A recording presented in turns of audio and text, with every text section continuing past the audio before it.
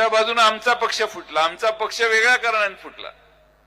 आमचा पक्ष नुसती हुल दिली तर आमचे हे सगळे पळून गेले. नुसती हुल असं आपण कॉलेजमध्ये असताना नुसतं असं करतो की नाही, ते घाबरतात माणसं. तशी हुल मोदी साहेबांनी दिली, हे सगळे बहादर तिकडे गेले. आणि त्या सगळ्यांच्या मागे या मतदारसंघातला एक गद्दार देखील निघाला, तोही गद्दारी करण्यासाठी तिकडे गेला. ठीक आहे, जा बाबा.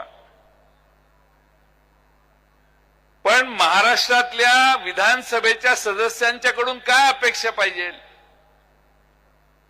मगाशी आपण श्रद्धांजली वाहिली. पोर्शेचा अपघात झाला आणि भरधाव वेगानं गाडी 2 जणांच्या अंगावर घालण्यात आली. त्या दोघांचा मृत्यू झाला. त्यांना हॉस्पिटलमध्ये घेऊन आमदार गेला आणि त्यांच्या हॉस्पिटलमध्ये ते जिवंत राहण्यासाठी प्रयत्न केले, तर कदाचित बापूसाहेब तुम्हाला उभा राहण्याची गरज लागली नसती. ह्यो बहादर कुठे गेला? हा पोलीस स्टेशन मध्ये गेला. पिझ्झा खायला दिला. रात्रभर त्यांच्यासाठी काढली. गरिबांच्या साठी आमदारांनी रात्र काढली, त्याचं कौतुक होतं.